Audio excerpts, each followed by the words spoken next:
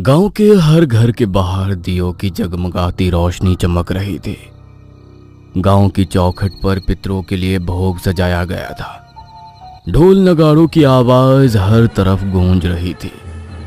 सामने से डोली में बैठी नई नवेली दुल्हन गांव की चौखट पर पहुंचने ही वाली थी, मगर गांव की चौखट पर पहुंचने से पहले ही डोली को नीचे उतार दिया गया और समीर ने हाथ बढ़ाकर अपनी पत्नी प्रेरणा को डोली से नीचे उतारा। समीर की मां ने प्रेरणा के हाथ में आरती की थाली पकड़ाई, जिसमें एक जोत प्रज्वलित थी और भोग के लिए उसमें कुछ मिठाइयां रखी हुई थी। ये लो बहू, इस आरती की थाली से गांव की चौखट पर जाकर पितरों का नाम लेकर आरती करना। आज की रात पितरों का आवाहन करना बहुत जरूरी है। उन्हें भोग चढ़ाना। आज की रात वही तुम्हारी रक्षा करेंगे। मेरी रक्षा करेंगे? किससे मेरी रक्षा करेंगे? आज तक मैंने कभी किसी की शादी में इस तरह की रस्म नहीं देखी, जहां गांव की चौखट पर पितरों को आवाहन दिया जाता हो। पितरों को आवाहन तो हर कोई अपने घर के भीतर देता है, और गांव के हर घर के बाहर दिए क्यों जलाए गए हैं? आज तो दिवाली की रात भी नहीं है। दिवाली की रात भले ही नहीं है बहू, लेकिन यहाँ पर किसी की शादी की रात अमावस की रात से कम नहीं होती। अगर गांव के किसी भी घर की चौखट पर जलता दिया बुझ जाए तो अनर्थ हो जाता है। गांव पर मंडराने वाली प्रेत शक्ति वधू पर हावी हो जाती है। इसीलिए चौखट पर आरती ले जाकर पितरों का आवाहन करके उन्हें भोग चढ़ा दो। चलो। आशा की बातें सुनकर प्रेरणा कुछ घबरा सी गई, मगर वो अब उनके घर की बहू बन चुकी थी। इसलिए उनके घर और गांव की रस्मों को करने के अलावा उसके पास अब दूसरा कोई चारा नहीं था। इसलिए उसने गांव की चौखट पर पहुंचकर पितरों को आवाहन देना शुरू किया।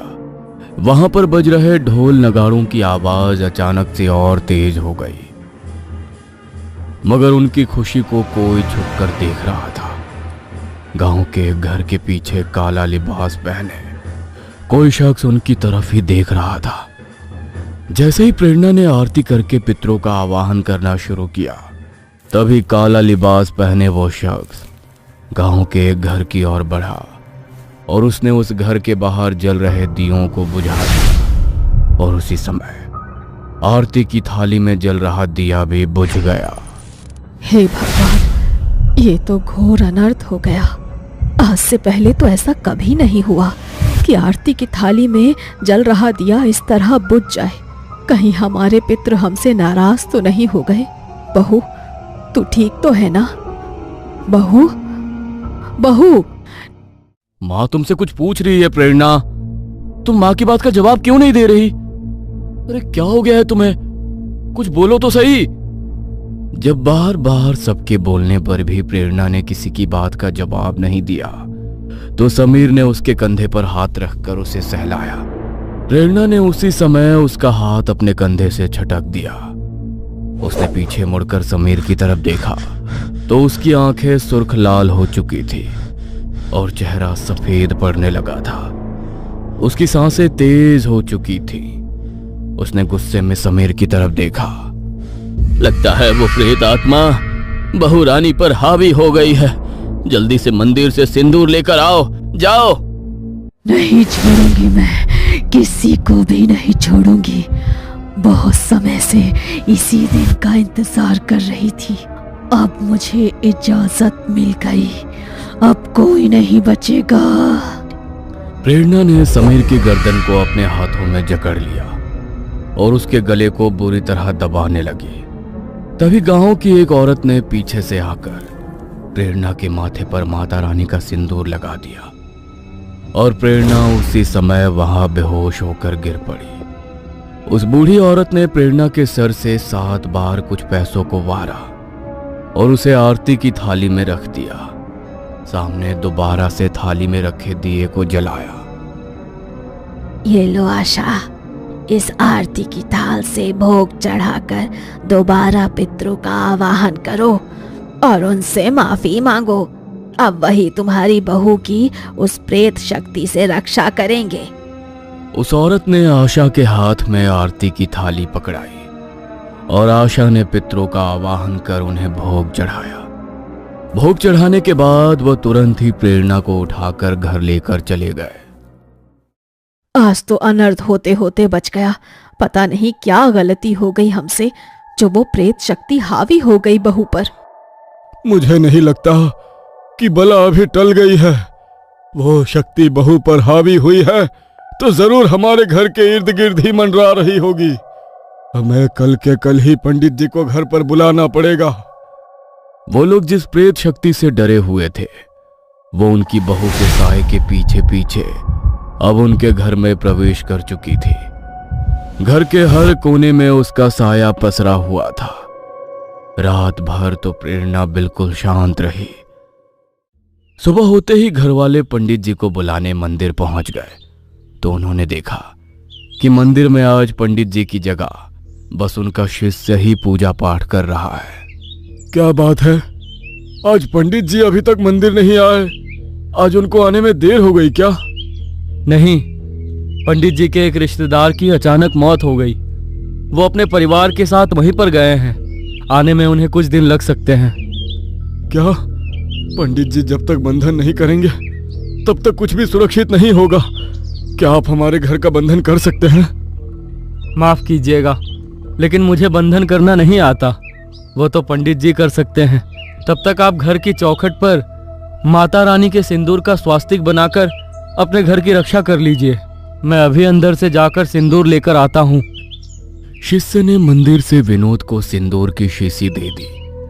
विनोद उसे लेकर जब वहां से जा रहा था तभी काला लिबास पहनी वही औरत मंदिर के पीछे छिपकर उसे देख रही थी।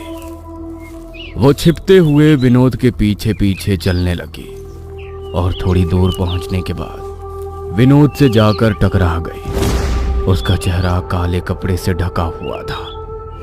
टक्कर लगने के कारण सिंदूर की शीशी विनोद के हाथ से गिर पड़ी और इसी बात का फायदा उठाकर उसने तुरंत मंदिर के सिंदूर की शीशी को दूसरी सिंदूर की शीशी से बदल दिया। माफ करना भाई साहब, मेरी वजह से आपका सामान गिर गया। नहीं नहीं, कोई बात नहीं। विनोद ने वो सिंदूर की शीशी उठाई और वहां से निकल पड़ा। मगर तभी उस औरत की आंखों में एक अलग ही तेज आ गया, जैसे उसे अपनी मंजिल तक पहुंचने का एक नया रास्ता मिल गया हो। वो पल भर में बड़े ही तेज कदमों से वहां से निकल गई। विनोद ने घर पहुंचते ही डिब्बी के सिंदूर से घर के बाहर स्वास्तिक बना दिया।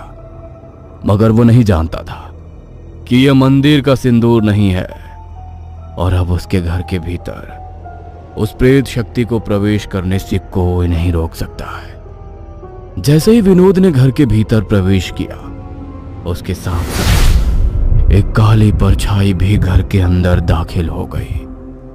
प्रेरणा बहू, आज तुम्हारी पहली रसोई है। खाने में सबकी पसंद का ही खाना बनाना और मीठे में हलवा जरूर बनाना। समीर को सूजी का हलवा बहुत पसंद है। काजू किशमिश जरूर डालना। ठीक है माँ जी, मैं खाना बना लेती हूँ। प्रेरणा खाना बनाने रसोई की तरफ जाने लगी। तभी उसे लगा कि पायल पहने कोई औरत उसके साथ साथ चल रही है। उसने अपनी नजरें घुमाकर देखा मगर वहां पर कोई भी नहीं था। कल रात के हादसे के बाद प्रेरणा पहले ही घबराई हुई थी, मगर उसे अपनी पहली रसोई बनानी थी, इसलिए इस बात को अनदेखा कर वो रसोई में चली गई। वह हलवा बनाते हुए अपने हाथ से करछी चला रही थी। तभी उसके हाथ पर किसी ने अपना खून से सना हाथ रखा और वो सारा खून टपक कर उस हलवे के भीतर गिर गया। इससे पहले कि प्रेरणा चिल्ला पाती, उसकी आवाज उसके गले में ही अटक कर रह गई। उसने जैसे ही मुड़कर देखा तो खून से सनी एक औरत उसके सामने खड़ी थी। उसे देखकर वो बेहद भयानक तरीके से मुस्कुराई और उसके मुंह से टपकता हुआ खून जमीन पर गिरने लगा। प्रेरणा इस हद तक डर चुकी थी कि वो हिल भी नहीं पा रही थी। तभी अचानक उस औरत की भयानक हंसी बिल्कुल गायब हो गई और वो हंसी अब प्रेरणा के चेहरे पर छा गई। वो खाना लेकर टेबल पर गई, मगर उसने किसी की भी थाली में खाना नहीं परोसा। और किसी बूथ की तरह जाकर वहां खड़ी हो गई। अरे क्या हो गया प्रेरणा, तुम खाना क्यों नहीं सर्व कर रही हो? सबको भूख लगी है, खाना दो ना। समीर के इतना कहते ही प्रेरणा आगे बढ़ी और उसने कैसरोल के ढक्कन को उठाया। लेकिन जैसे ही समीर ने कैसरोल के अंदर देखा तो डर के मारे उसकी आंखें फटी की फटी रह गई। कैसरोल में सूजी का हलवा खून से लथपथ था और प्रेरणा इस हलवे को एक अजीब सी हंसी के साथ उसकी थाली में परोस रही थी। ये तुम क्या कर रही हो प्रेरणा? इस हलवे के अंदर ये खून कहां से आ गया? तुम मेरी थाली में आखिर ये क्या परोस रही हो? किसका खून है ये? प्रेरणा ने भयानक तरह से हंसते हुए समीर की तरफ देखा और उसके मुंह से भी खून रिसकर गिरने लगा। वो अचानक से समीर की तरफ बढ़ी और उसने समीर के बालों को पकड़कर उसके सर को सामने डाइनिंग टेबल पर जोर से दे मारा। समीर के माथे से खून का फवारा फूट पड़ा। तभी आशा भागती हुई वहां आई। ये तू क्या कर रही है बहू? दिमाग तो खराब नहीं हो गया तेरा? देख तो सही कितना खून निकल रहा है समीर के माथे से। हट यहाँ से, देखने दे मुझे। आशा प्रेरणा को धक्का देकर आगे बढ़ने लगी, मगर तभी प्रेरणा ने आशा की गर्दन को अपने दोनों हाथों से पकड़ा और एक ही झटके में उसकी गर्दन को मरोड़ डाला। आशा सीधी निठाल होकर जमीन पर गिर पड़ी। विनोद अंदर कमरे में सिंदूर लेने के लिए दौड़ा। वो जल्दी से सिंदूर लेकर आया और उसने सिंदूर को प्रेरणा की तरफ फेंका, मगर खुद पर सिंदूर पड़ते ही प्रेरणा जोर जोर से हंसने लगी। ये देखकर विनोद के पैरों तले से जमीन खिसक गई। यह कैसे हो सकता है? मंदिर के सिंदूर का इसके ऊपर कोई असर क्यों नहीं हो रहा? मुझे छोड़ दे, जाने दे मुझे। तुझे जाने दूं? तुम तीनों को चुन चुन कर मारूंगी और जब तक तुम तीनों मेरी आंखों के सामने अपना दम नहीं तोड़ देते मैं मुक्त नहीं हो पाऊंगी। क्या? हम तीनों को मारने से भला तेरी मुक्ति कैसे होगी? हमने तेरा क्या बिगाड़ा है? हमसे जो भी भूल चूक हो गई है हमें माफ कर दे। माफ कर दूं? तुम लोगों को माफ कर दूं? भूल गया तुम तीनों ने क्या किया था मेरे साथ, गंगा के साथ। गंगा? हाँ गंगा, और ये गंगा अब अपना बदला लेकर ही जाएगी। इतना कहते ही प्रेरणा ने विनोद के गले को कसकर पकड़ लिया और उसकी आंखों में वो सारी धुंधली यादें सामने आने लगी जिसके कारण उन लोगों के साथ ये सब हो रहा था।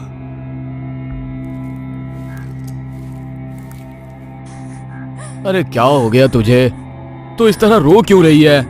और मैंने तुझे कितनी बार बोला है कि इस तरह मुझे बाहर मिलने मत बुलाया कर। अगर किसी ने देख लिया ना तो बखेड़ा खड़ा हो जाएगा। अगर तुमने मुझसे शादी ना की तो बखेड़ा तो तब खड़ा हो जाएगा। मैं 3 महीने से पेट से हूँ। मुझे आज ही ये बात पता चली। अगर गांव में किसी को ये बात पता चल गई तो मेरी माँ तो मुझे जान से ही मार देगी। अब हमें शादी कर लेनी चाहिए। तुम अपने घर वालों से बात करो। तुम्हारा दिमाग खराब हो गया है क्या? कैसी शादी? कौन सी शादी? अरे हमारे घर में काम करने वाली नौकरानी की बेटी हो तुम। अरे तुमने सोचा भी कैसे कि मैं तुम जैसी लड़की से शादी करूंगा? इस बच्चे को मैं नहीं अपनाने वाला। क्या पता किसका पाप अपने पेट में लेकर घूम रही हो। क्या? ये सब क्या बोल रहे हो तुम? तुमने मेरे बारे में ऐसा सोचा भी कैसे? ठीक बोलती थी मेरी सहेली कि इसकी बातों में मत आ, लेकिन मैंने ही कभी उसकी बात नहीं सुनी। अगर कोई बात नहीं, अगर तुम मुझे नहीं अपनाओगे तो मैं ये बात खुद से पूरे गांव में फैला दूंगी। भले ही मेरी जान जाती हो तो चली जाएगी, लेकिन चैन से मैं तुम्हें भी नहीं रहने दूंगी। पूरे गांव में बदनाम हो जाओगे तुम, और तुम्हारे परिवार का जो औहदा है वो भी मिट्टी में मिल जाएगा। नहीं, तुम ऐसा कुछ नहीं करोगी। वरना क्या? हाँ, तुम्हारी किसी बात से डरने वाली नहीं हूं मैं। मुझे अपनी जान की कोई परवाह नहीं है। ये सब बोलकर गंगा वहां से चली गई, लेकिन उसकी बातों से समीर को उसके परिवार के औहदे का डर खाने लगा। उसने डरते हुए ये बात अपने घर पर बताई। क्या बोल रहा है तू? तुझे वही लड़की मिली थी क्या, एक नौकरानी की बेटी? लेकिन अगर उसने गांव में ये बात फैला दी तो हमारी इज्जत तो मिट्टी में मिलकर ही रह जाएगी। गांव के लोग थू थू करेंगे हम पर। जानता हूं माँ, इसीलिए अब आप लोग ही मेरी मदद करो। अगर मैंने उसे मारा तो उसकी कुछ सहेलियों को हमारे बारे में पता है और मैं उन्हें नहीं जानता। अगर उन्होंने गांव में ये बात बता दी तो और मुसीबत हो जाएगी और सबको पता चल जाएगा कि उसे हमने ही मारा है। तब तो एक ही रास्ता है, उससे तेरी शादी कराने का। उसके अलावा फिलहाल हमारे पास दूसरा कोई चारा नहीं है। लेकिन पिताजी। अब इस लेकिन के लिए हमारे पास कोई समय नहीं है। जाओ और कहो उससे कि तुम मुझसे शादी करोगे। बाकी की बात बाद में करूंगा मैं तुमसे। समीर ने वही किया जो उसके घर वालों ने उसे करने को कहा। उसने गंगा से शादी कर ली। गंगा बहुत खुश थी कि समीर ने उसे धोखा नहीं दिया, मगर वो नहीं जानती थी कि उसके पीछे उन लोगों की क्या साजिश चल रही है। दोनों मेरी बात सुनो, इसका 8वां महीना पूरा होने को आया है।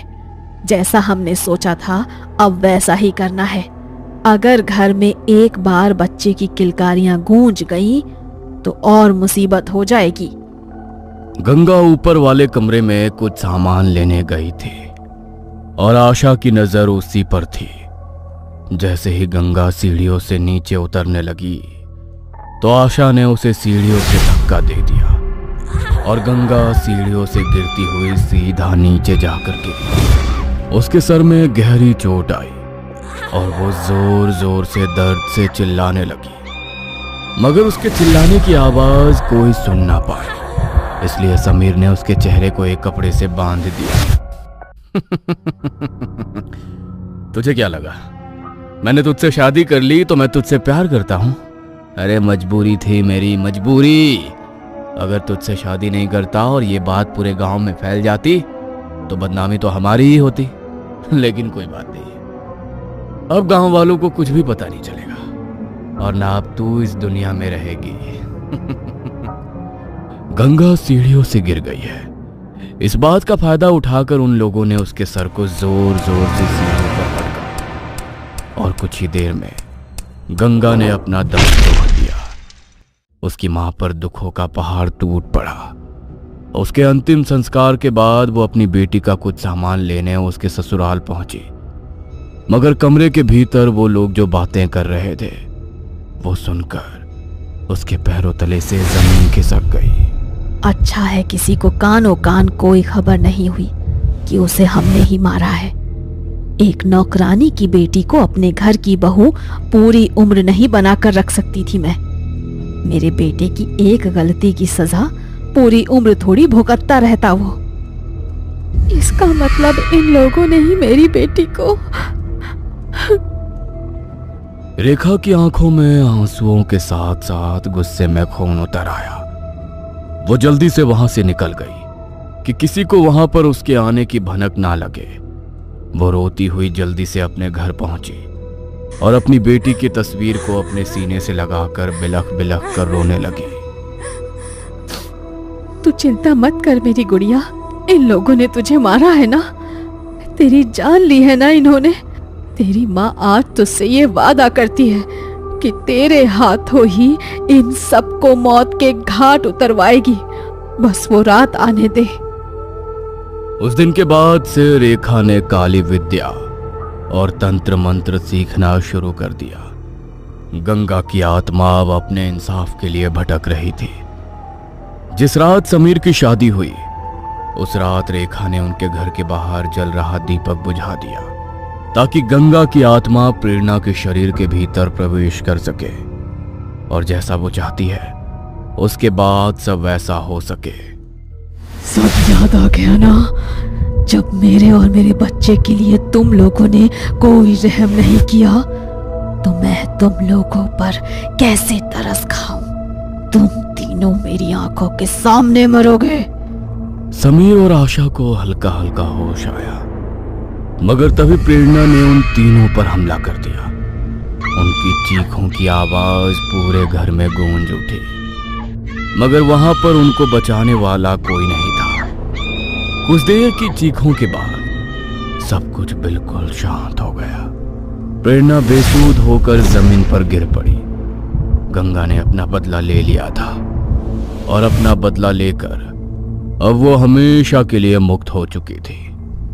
उसकी मां को अब गंगा वापस तो नहीं मिल सकती थी, मगर उसकी बेटी के साथ जिन लोगों ने गलत किया, उसकी बेटी की आत्मा अब उन्हें अपने साथ लेकर जा चुकी थी। रेखा के मन को अब इस बात का सुकून था कि उसकी बेटी के कातिल भी अब वहां पहुंच चुके हैं जहां के वो हकदार हैं।